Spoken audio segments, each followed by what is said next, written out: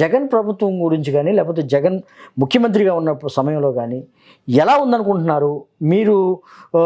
దీని మీద మీ అభిప్రాయం ఏంటి? జగన్ పరిపాలన అద్భుతంగా ఉందండి.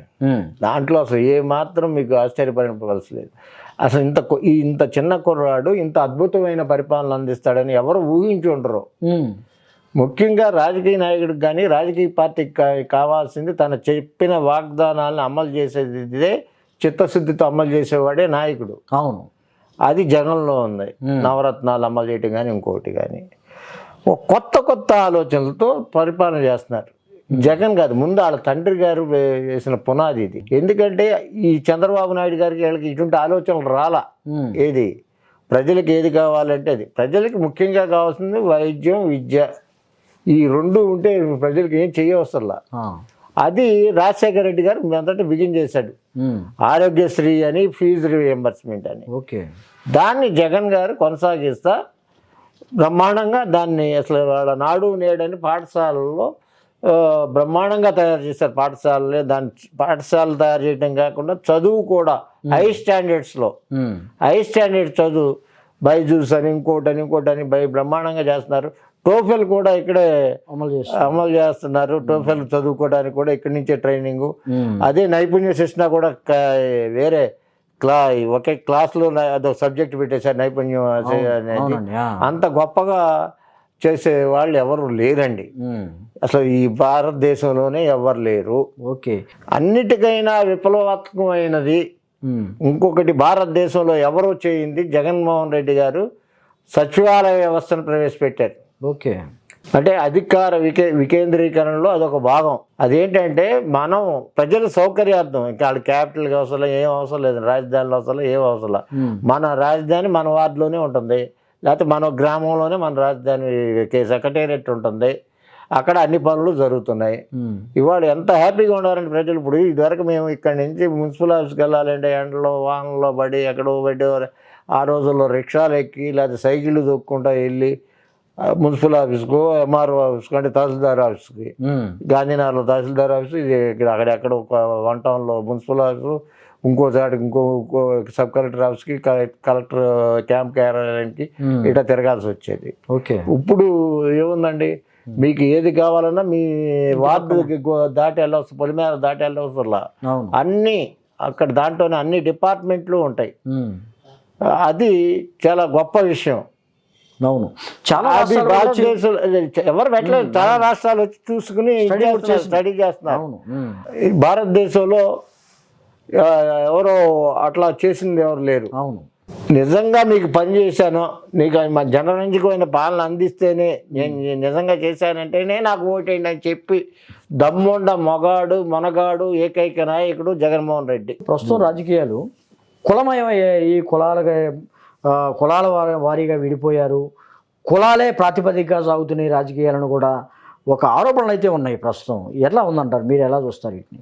రాజకీయాలు కులాల వారీగా ఏమో అవ్వలేదండి, ఒక కులం మాత్రమే అయింది. వేరే కులాల వాళ్ళు ఎవరేమో అవలా. ఒక్క కులమే వీళ్ళు ఓరవలేకపోతున్నారు. జగన్మోహన్ రెడ్డి గారు ఇంత బాగా చేస్తా ఉంటే బాగా ద్వేషం, ఈర్ష్య పెంచుకొని వాళ్ళు తీవ్రంగా వ్యతిరేకిస్తున్నారు. అది మా కులమే, కమ్మ కులమే.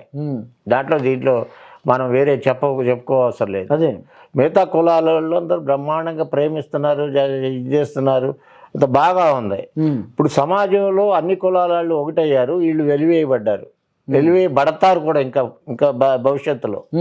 అది ఈడ పరిస్థితి. అటువంటి పరిస్థితులు వస్తాయి, 100% వస్తాయి మీకు.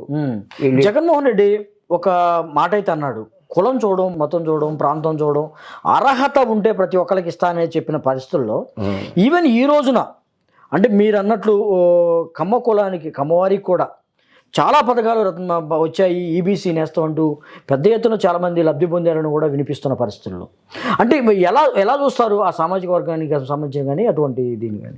వాళ్ళు ఎలా చూస్తున్నారో అర్థం కావట్లేదండి. ఇప్పుడు మొన్న చంద్రబాబు నాయుడిని అరెస్ట్ చేసి హైదరాబాద్లో గచ్చిబౌలిలో స్టేడియంలో మీటింగ్ పెట్టి ఇదే కులస్తులు, వేరే వాళ్ళు కాదు, జగన్మోహన్ రెడ్డిని తిట్టకుండా మోడీని కూడా తిట్టారు. మోడీ ద్వారా అరెస్ట్ జరిగిందని వాళ్ళు ఒక ద్వేషం ద్వేషాన్ని ఇది చేశారు, పెంపొందించారు, అది పుట్టించారు ద్వేషాన్ని. అసలు దీనికి కారణం ఏంటంటే అంత ముందు కమ్మారంటే అసలు అందరికీ గౌరవం మంచిగా ఉందండి. కమ్మార్లో కూడా అంత పెద్ద పెద్ద నాయకులు ఉండారండి. ఉదాహరణ మీకు చెప్తాను, చంద్రరాజు కమ్మ, మాకినేని బసవపున్నయ్య గారికి అమ్మ, ఎన్జి రంగా గారికి అమ్మ, ఇట్లా చూసుకుంటూ వస్తే అనేకమైన నాయకులు ఈ కమ్యూనిస్టు, కాంగ్రెస్, ఇంకా అన్ని పార్టీల్లోనూ కమ్మారు బ్రహ్మాండమైన పాత్ర పోషించారు. వాళ్ళు జాతీయ స్థాయిలో, ఇది మామూలు ఇక్కడ కాదండి, జాతీయ స్థాయిలో చంద్రశేఖర్ జాతీయ సెక్రటరీ, పుచ్చలపల్లి సుందరయ్య గారు జాతీయ సెక్రటరీ, ఇట్లా చెప్తున్నా. ఇట్లా ఇండస్ట్రియలిస్టులు కూడా నాగార్జున సాగర్ కట్టానికి మూలకారకుడైన ముత్యాల రాజయ్య గారు కమ్మ, ఇట్లా చాలా మంది ఉంటారు. ఇట్లా రాయాలంటే నా దగ్గర లిస్ట్ ఉంది, చెప్పాలంటే మీకు టైం సరిపోదు. వాళ్ళు బ్రహ్మాండంగా చేశారండి. కమ్మవారు కూడా బ్రహ్మాండమైన సేవ చేశారు, బ్రహ్మాండ విద్యాదాతలు, ఇంకో వేరే చేశారు. ఈ కులాలు గిలాలు అప్పట్లో లేవండి, అసలు చూడలేదు. ఈ కులాలు అనేది ఎప్పుడైతే తెలుగుదేశం పార్టీ పెట్టిన తర్వాత డెవలప్ అయినాయండి. దాని చంద్రబాబు నాయుడు వచ్చిన తర్వాత ఇంకా విస్తృతంగా ఇదైందండి. అప్పటి వరకు చాలా విద్యా ప్రదాతలు అంటున్నారు, చాలా రాష్ట్ర అభివృద్ధికి పాటుపడే అంటున్నారు. ఆ కులానికి సంబంధించిన చాలా ఎంతో ఇతరకంగా అభివృద్ధి చేసినటువంటి ఈ కులం ఇప్పుడు ఎందుకు అంటే పర్టికులర్గా ఆ కులానికి సంబంధించినటువంటి నాయకులు కానీ వీళ్ళు కానీ ఇప్పుడు రాష్ట్రం తగలబడిపోతుంది, లేకపోతే రాక్షస పాలన సాగుతుందని కూడా పెద్ద ఎత్తున ఒక మాట అయితే ఆరోపణలు అయితే వస్తుంది. దీనికి కొంతమంది పురుగులు పుట్టినాయండి ఈ కులంలో. అది ఆ పురుగు అంటే అందరినీ కట్టేస్తుంది. అవి విషం జిమ్మిచ్చి వాళ్ళ దాంతో శరీరం అంతా నిలువంతా విషంగా నింపుకుని మారిపోయి అది సమాజం మీద రుద్దుతున్నారు. సమాజం అంటే కమ్మ సమాజం మీద రుద్దుతున్నారు. వాళ్ళు ఎవరో రామోజీరావు, రాధాకృష్ణ, టీవీ నాయుడు, ఈ ముగ్గురు కమ్మారే. విపరీతమైన ద్వేషాన్ని పెట్టుకుని వాళ్ళకుండా వేరే ద్వేషాన్ని పెట్టుకుని ఆ ద్వేషాన్ని పాపం వీళ్ళ మీద, సామాన్యమైన కమ్మాళ్ళ మీద ఇది రుద్దుతున్నారండి. అంతకన్నా అస్సలు మూలకారకులు వాళ్ళే. అవునండి, ఈ ముగ్గురు కమ్మాళ్ళే మిగతా కమ్మాళ్ళని సర్వనాశనం చేసేస్తున్నారు. సర్వనాశనం అయిపోయారు కూడా.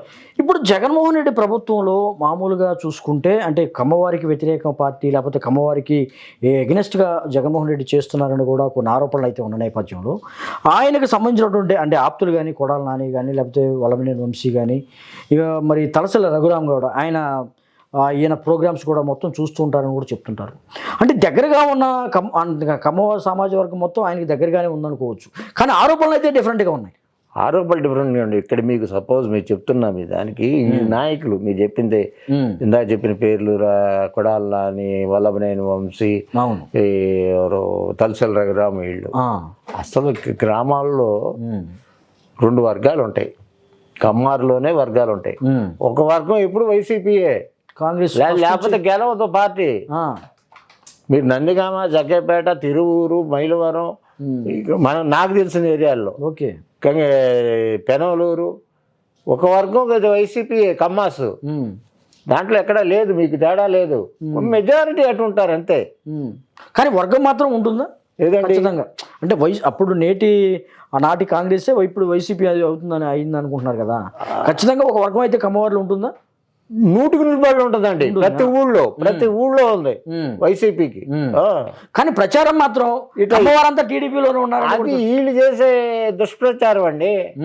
అంటే మెజారిటీ కమ్మాళ్ళు అటే ఉంటారు. వాళ్ళు కూడా ఓకల్ సెక్షన్ అంతా అటాగే మాట్లాడతారు. విదేశాల్లో ఇక్కడ ఏవి పట్టణాళ్ళు, అమెరికాలోను, లండన్లోను, ఇంకో ఆస్ట్రేలియాలో ఉండాళ్ళు కమ్మారు కూడా బూతులు తిడతా ఉంటారు. ఏదో అమ్మ ఆలి బూతులు తిడతా ఉంటారు వాళ్ళు ఈ జగన్మోహన్ రెడ్డి గారిని. అదొక పెద్ద ఇది. దాన్ని ఏదో రోగం వరాలి, మరి ఏ రోగం అంటారో నాకు తెలియదు. కానీ గురువుగారు ఆ జబ్బు పట్టుకుంది వీళ్ళకి.